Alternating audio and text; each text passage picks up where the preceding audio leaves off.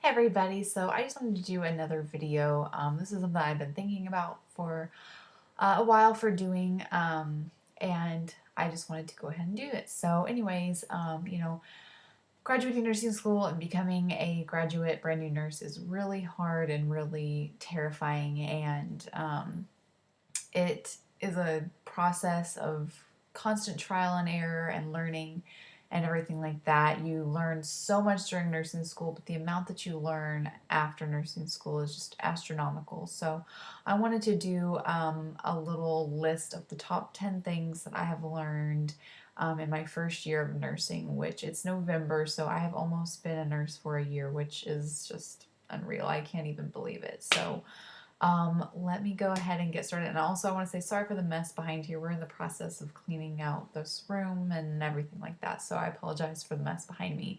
But, anyways, so one of the first things that I learned, which has probably been like the number one thing, is how important having a good CNA is to making your shift go easier and smoother. I can only speak from an experience of long term care, but I did not understand how valuable CNAs were. Even though I was a CNA myself, having a good CNA is just the most valuable thing that you can have as a nurse. If you don't have a good CNA, your whole shift can just go completely horrible and chaotic within a millisecond. So, having a good CNA is so important, and you will be able to tell very quickly who are good CNAs and who are not.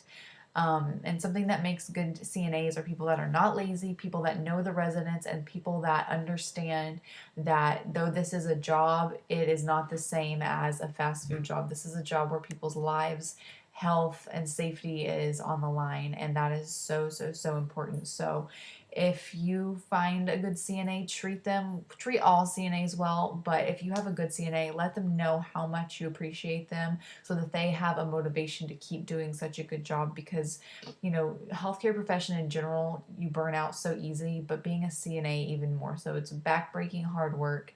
And so if you have a good CNA, then you you need to let them know that you appreciate them. And if somebody is not doing a good job, you need to let somebody know. You can talk to them yourself, but if that doesn't work or you don't think that they are going to be responsive to you, then you need to let your manager, DON, whoever, know that you're having issues because people deserve good care, and CNAs are giving the brunt of the most intimate care with peri-care and showers and all of that stuff. So, anyways, that is my number one thing that I've learned my first year. My second thing, I kind of talked about this a little bit in my last video, but that's don't sell yourself short. If you are in a place where you are not being appreciated, you don't feel like you're being able to give good and safe care to a patient, you need to get out of that situation. It is not worth your sanity and your license. You want to stay and do the right thing because the residents deserve it, and that's wonderful and that's admirable. But at the same time, you are one person, and unfortunately, being one person, you cannot do everything. And so, if you are in a situation where you're constantly stressed or you just feel unsafe, you need to get out. Don't sell yourself short. There are good places out there who need and would love to have a good, hardworking nurse in their facility or hospital or home health agency or wherever. There's always other options for you as a nurse. Whether it might not be that you're moving from long-term care to home health, you could just be moving to the same type of place, but there's always better places that you could be working. So don't sell yourself short. Be where you're happy, be where you can give good care and feel good about yourself as a person and as a nurse. Um, so that's one thing that I have learned, and like I said, I talked about in my last video. Third thing is there is a huge issue, at least what I've dealt with so far, of the people that are going to be difficult for you to deal with. Sometimes are the patients. You're going to have difficult patients, you're going to give you a hard time. But in my experience so far, 95% of the difficult times you're going to have are not going to be with the patient. That's going to be with the patient's family. And I was really unprepared for this. And it's something I don't know if you really see in clinicals. I never really saw it in clinicals because we were the nursing students. So if they had an issue, let me direct you to the nurse. I'm just a student. So one of the main things when dealing with an angry family member is that a lot of times they're not going to be rational. They're going to be irrational, especially in a long-term care setting. There's so many horror stories out there about people getting poor care or anything like that in a nursing home. So I think a lot of the majority of their, you know, just their interactions with you is based on fear. So the number one thing is that you need to appear competent and understanding to their needs and try the best that you can to, get to the root of the problem and understand what they're talking about. Let them know if you can help them. Don't let them know if it is an unreasonable request, even though a lot of times it is. You're dealing with people's lives and their safety, and they're going to be upset because of the stupidest stuff like, oh, they didn't get ice water, which obviously they need hydration. They need, you know, it's common courtesy to get them ice water, but sometimes you're going to have days where everybody's running crazy. There's a fall or there was an issue, and that family member comes up to you and they just are so angry because their family didn't get ice water that day. They might have a full jug of water, but it's not ice water. And you just need to get them that ice water, but you have to understand in your mind that there are certain things that are more important than that. Don't feel bad that they might not have gotten ice water for that particular day or anything like that when you have other things going on. If it's a slow shift or anything like that, by all means, you need to be going above and beyond for these patients to make them the absolute most comfortable. But sometimes in life, there are more things that are more important than ice water. And so dealing with family members is really difficult. Don't let them know that they're not important or anything like that, or that what they're requesting is not important, because it is. In general, it really is, but sometimes there are things that take precedent above ice water. So if you try to, fix the situation and it can't be handled, you need to alert them to somebody higher, your ADON, DON, your nurse manager, your charge nurse, something like that. And don't ever let a family member verbally abuse you, because that has definitely happened to me. I have had family members that have been unbelievably mean to me, and don't let that happen either. You need to tell somebody about that immediately, because that is not right and you deserve better than that. So just keep in mind that family members are going to be very difficult to deal with sometimes. So the next thing I want to say is always, always, especially as a new nurse or anytime you're a nurse, ask questions, ask for help. If you don't know how to do something, ask. If you're unsure about doing something, ask.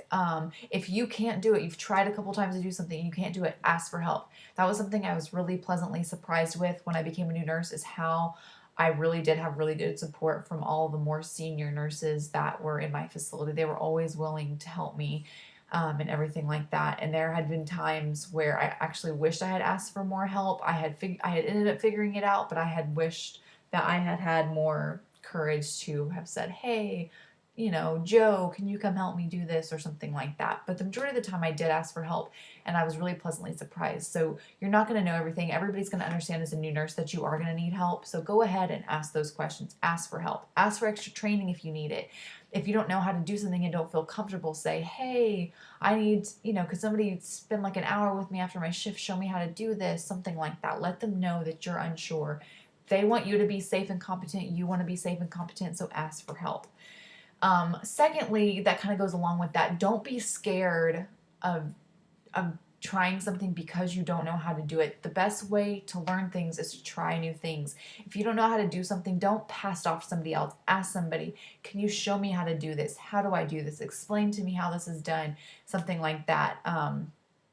Because there were things that I had done for my first time in my long-term care facility, like wound vacs. I'd never done that before. I asked somebody to help me. How do you do this? Even giving an enema I'd never done before. I never got to do that in school. I asked another nurse, can you show me how to do this? Instead of saying like, hey, I don't know how to do this, can you just do it for me? Ask them to show you how to do it, and that really makes a difference. And at the same time, like we had a wound doctor come in, and I was really nervous about making rounds with her, but I volunteered to make rounds with her because I wanted to know more about wounds. So people always like to see you coming to people for help, in the sense that you want to learn more and you want to become better at what you're doing. So keep that in mind. It's something really good.